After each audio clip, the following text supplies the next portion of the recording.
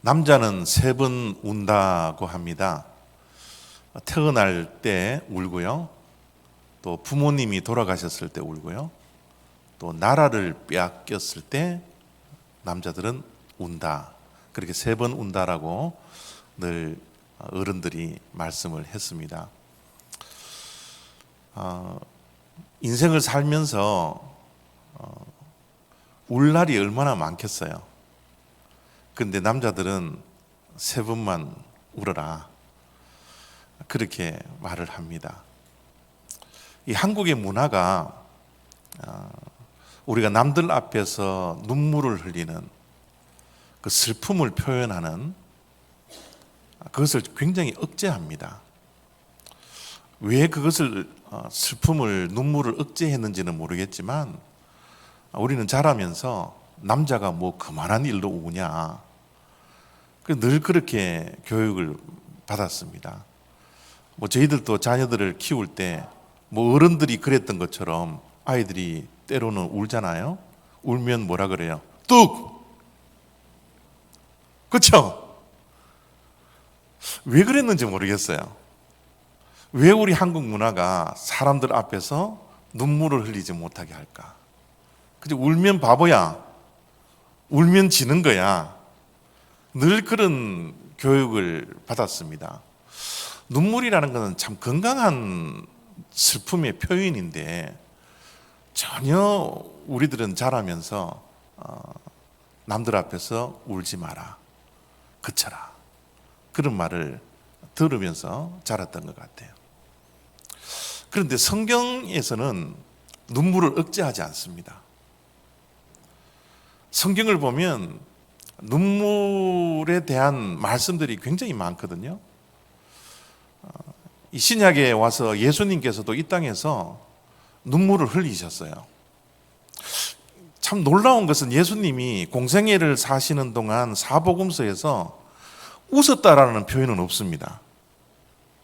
웃음에 대한 표현은 없는데 예수님은 눈물을 흘리셨다는 것이 3번이나 기록되어져 있어요. 친구 나사로가 죽었을 때 예수님이 우셨고요. 또 예루살렘 성을 바라보시면서 그 죄악된 성, 그 타락된 성, 하나님을 떠난 그 성을 바라보면서 예수님이 우셨죠. 그리고 마지막으로 겟세마네 동산에서 눈물을 흘리면서 하나님께 기도를 합니다. 예수님은 눈물을 억제하지 않습니다. 눈물을 흘릴 때 눈물을 흘리셨어요. 오늘도 사도 바울의 모습을 보게 될 텐데 이 사도 바울도 눈물을 흘리면서 빌립보 교회에 말씀을 전합니다. 18절입니다. 내가 여러 번 너희에게 말하였거니와 이제도 눈물을 흘리며 말하노니. 사도 바울도 눈물을 억제하지 않습니다. 슬픈 감정, 안타까운 감정을 감추지 않아요. 눈물을 흘리면서 빌립보 교회에 말을 합니다. 왜 사도 바울이 빌립보 교회에 눈물을 흘리면서 말을 할까요? 그것은 18절에 나와 있는 것처럼 사도 바울이 빌립보 교회에 여러 번 무언가를 말씀을 했습니다. 한두 번 말한 게 아니에요.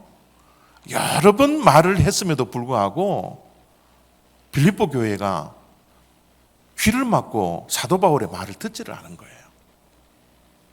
한 귀로 듣고 한 귀로 흘러보내는 그 빌립보 교회의 모습을 보면서 사도 바울은 여러 번 말했지만 당신들이 내 말을 듣지를 않고 귀를 막아버리니 이제는 내가 눈물로 호소를 합니다. 눈물로 말을 합니다. 그렇게 말씀을 하고 있습니다. 사실 눈물 안에는 진실이 있습니다. 물론 거짓된 눈물도 있을 수 있겠지만 우리가 흘리는 눈물은 진실함이 있죠. 또 눈물을 흘린다는 것은 간절함이 있는 거예요. 사도 바울은 눈물을 흘립니다. 그리고 빌립보 교회에 말을 합니다. 진실되게 그리고 간절함으로 눈물을 흘리면서 사도 바울이 말씀을 합니다. 우리가 자녀를 키울 때 눈물을 흘리면서 키우죠. 자녀들이 보지 않도록 우리가 마음으로 때로는 눈물을 흘리면서 자녀들을 위해서 눈물을 흘릴 때가 많습니다. 여러분, 자녀들을 위해서 눈물을 흘릴 때 언제 뜨거운 눈물이 나오나요? 그 뜨거운 눈물이 날 때는 자녀들이 잘못된 길을 걸어갈 때를 알았을 때,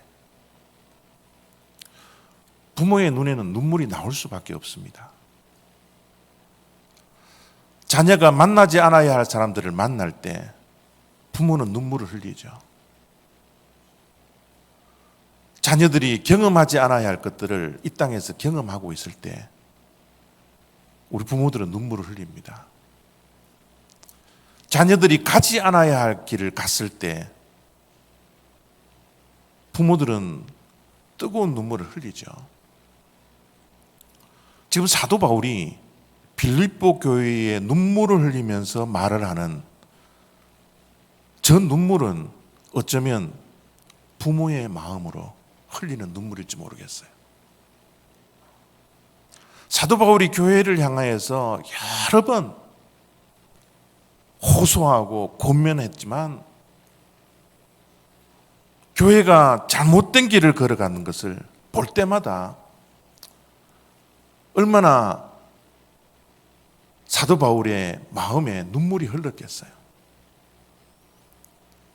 그래서 지금 빌립보 교회를 향하여서 부모의 마음으로 눈물을 흘리면서 말을 한다라고 사도 바울은 말씀을 하고 있는 겁니다. 이 바울이 빌립보 교회에 여러 번 이야기하고 반복해서 권면한 것이 무엇일까요?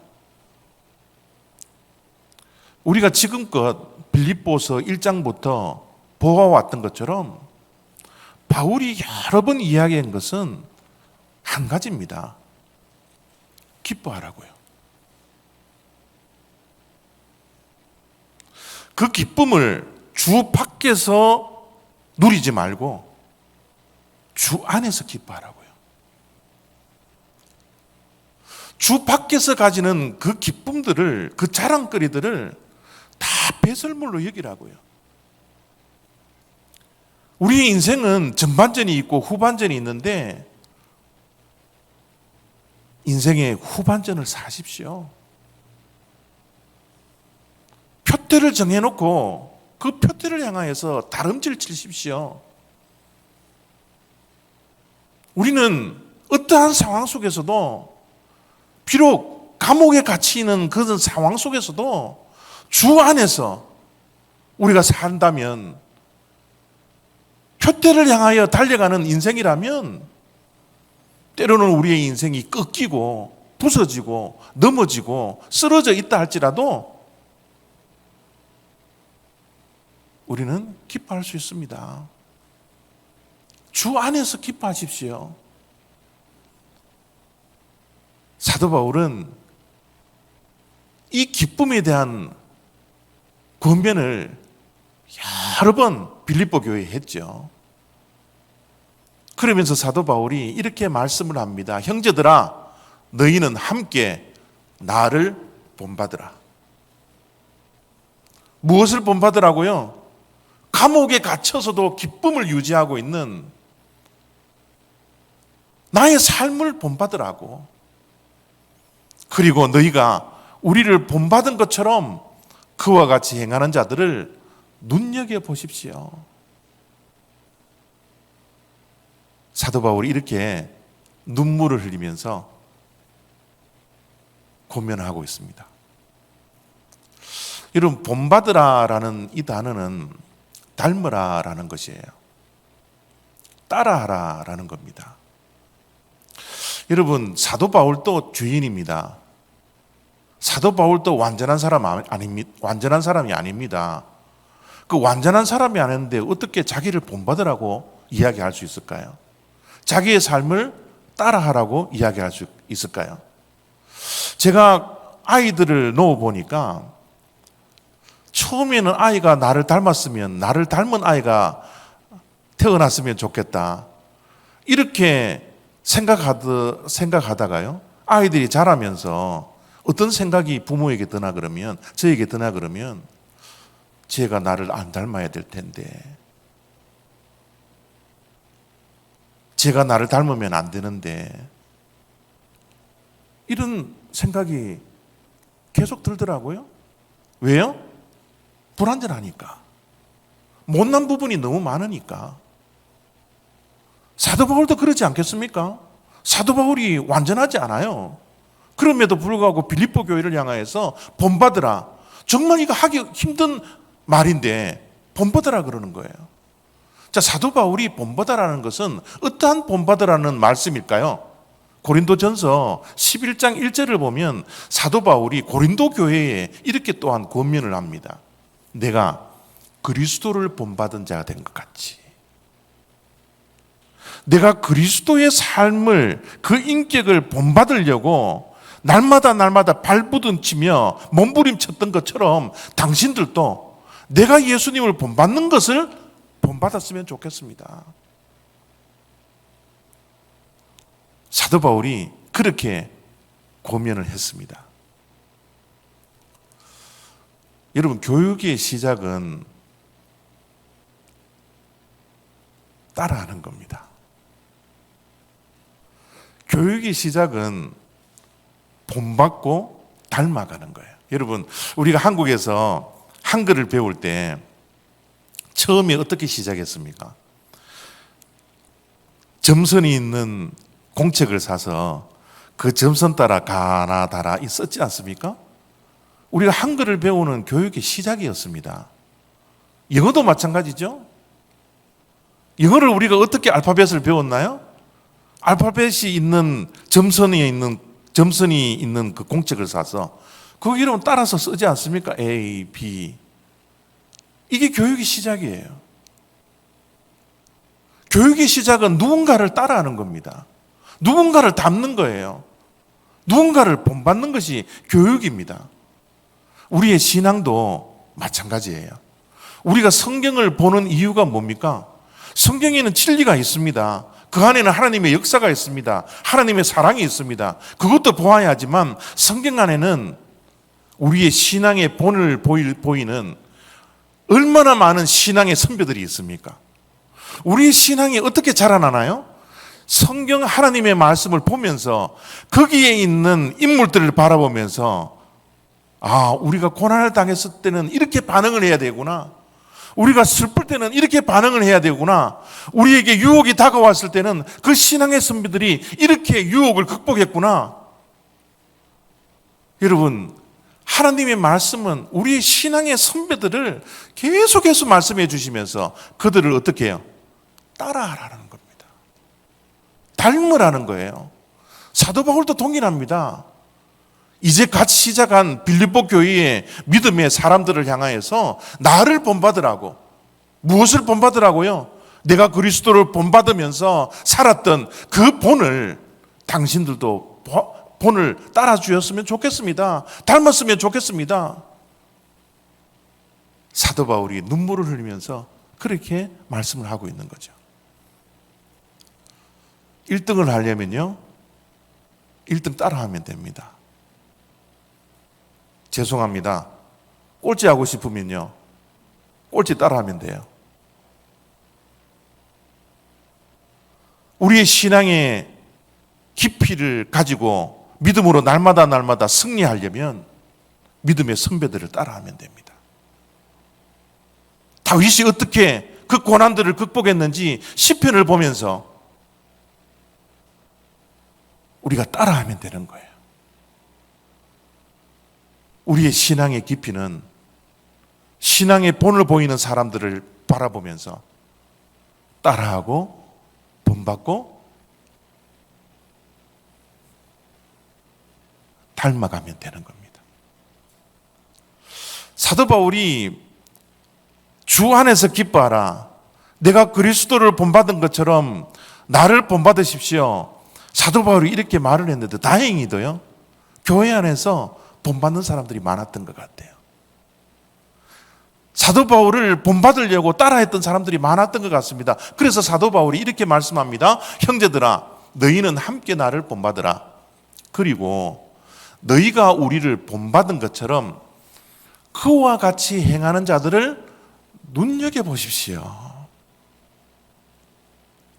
교회 안에 그리스도를 본받으려고 날마다 발버둥 치고 몸부림치는 그런 자들을 눈여겨보십시오. 눈여겨보라는 것은 뭡니까? 그들을 눈여겨보고 따라하라는 거죠. 빌립보 교회에 많은 분들이 사도 바울의 본을 받아 그의 삶을 본받아 살았던 사람들이 있었던 것 같습니다.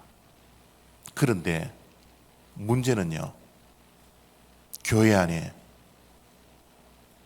사도 바울의 말을 듣지 않고 한 귀로 듣고 한 귀로 흘려보내며 여전히 사도 바울이 권면했음에도 불구하고 주 밖에서 기쁨을 찾으려고 하는 사람들이 많이 있었던 것 같습니다. 그래서 사도 바울이 그들의 특징들을 몇 가지를 이야기하는데 이렇게 말씀을 합니다. 여러 사람들이 땅의 일을 생각하고 있는다. 여러분, 지금 이 말씀이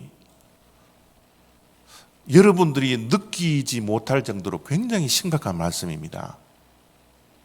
왜 심각하냐 그러면요, 사도 바울이 눈물을 흘리면서 권면하고 있는 저 말씀은 교회 밖에 있는 사람들을 향해서 말씀하는 게 아니에요.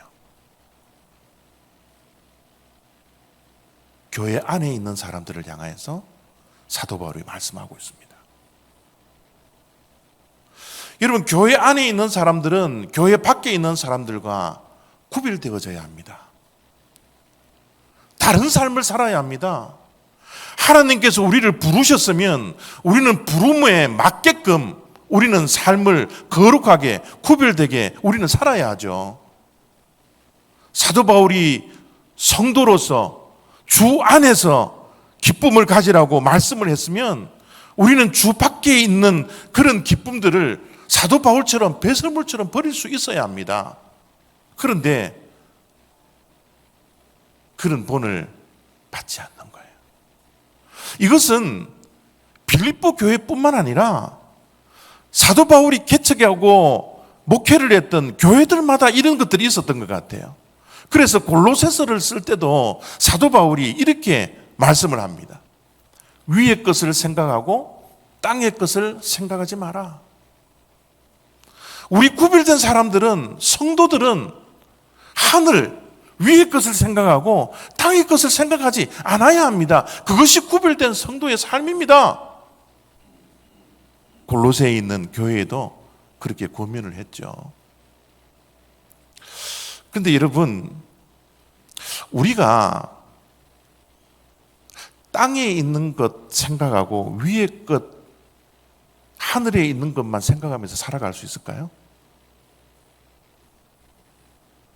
우리가 당장 내일 렌트비를 내야 되는데요.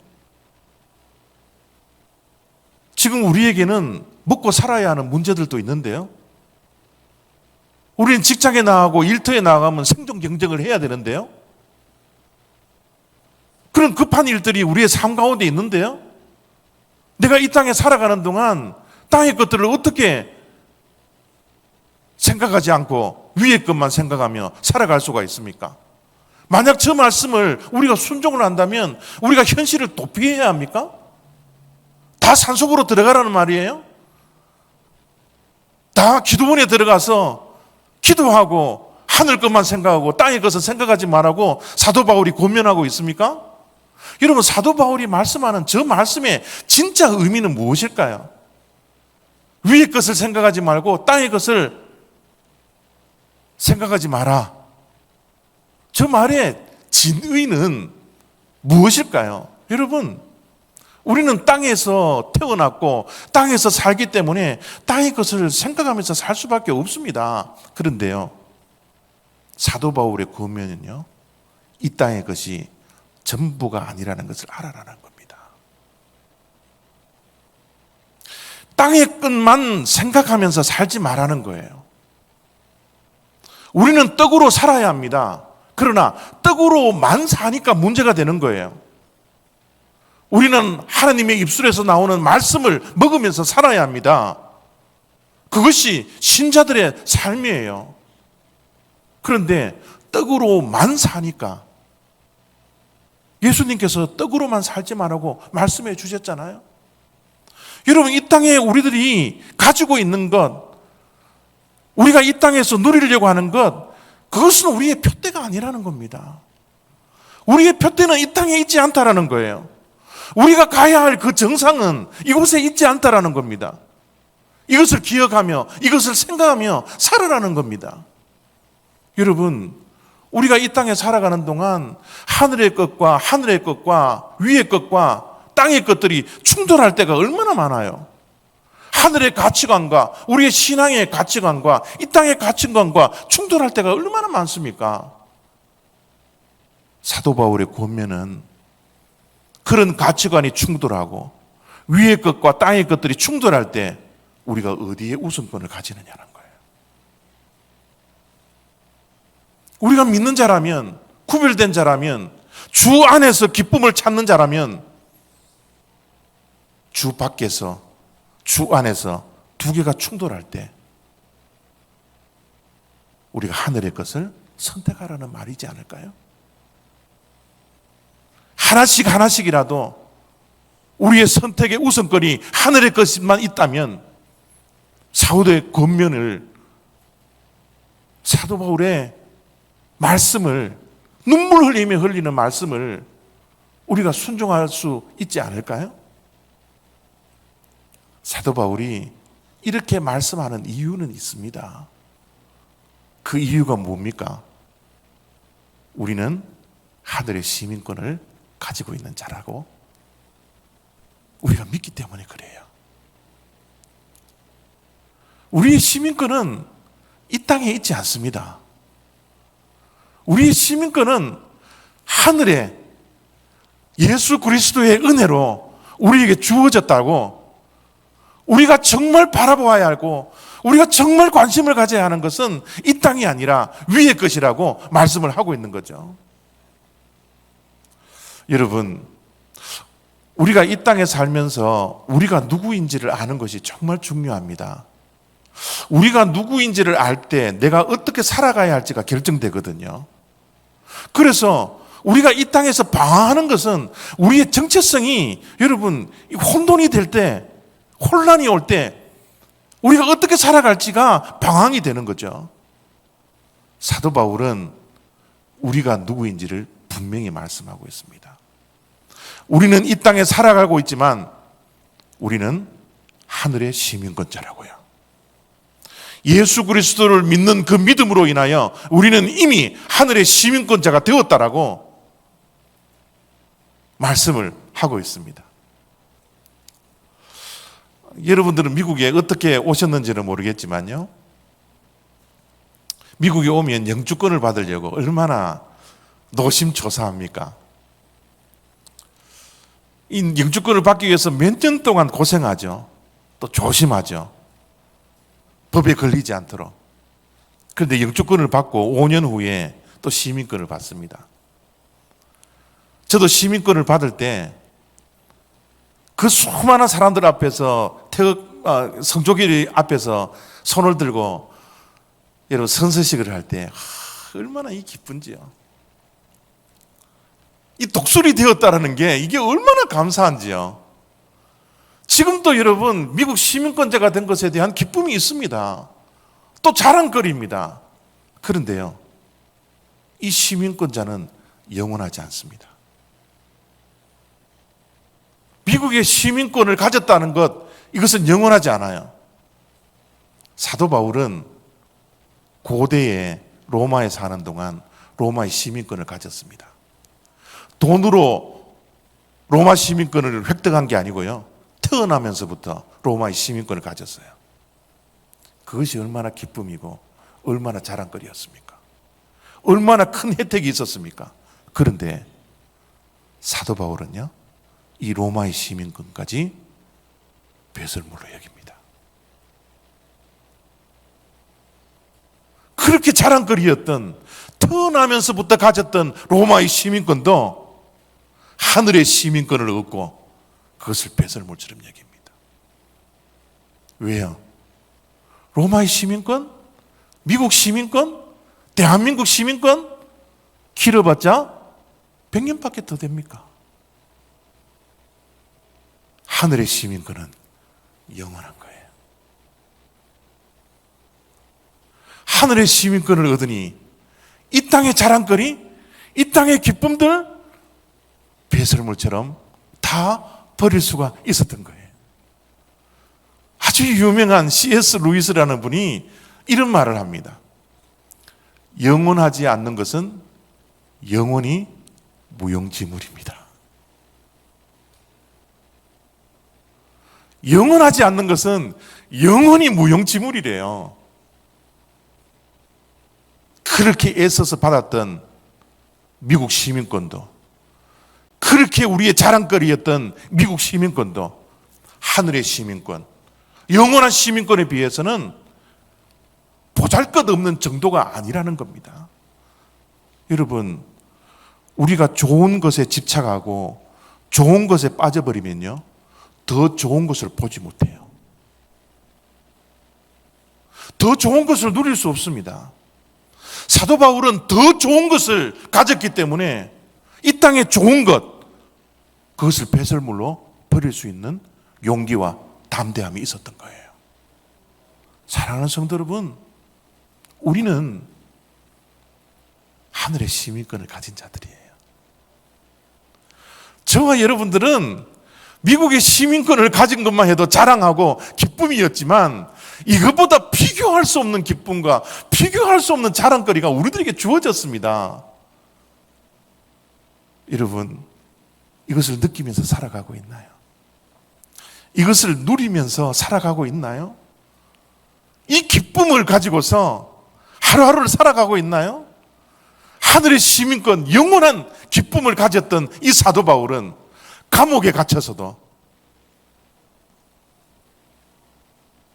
하늘의 시민권을 가지고 기뻐할 수 있는 은혜가 감옥 안에서도 있었던 거예요. 여러분, 사도 바울이 하늘의 시민권자라고 우리들에게 말씀해 주실 때, 여러분, 우리 뭐 자랑하고 기뻐하고 이 정도가 아닙니다.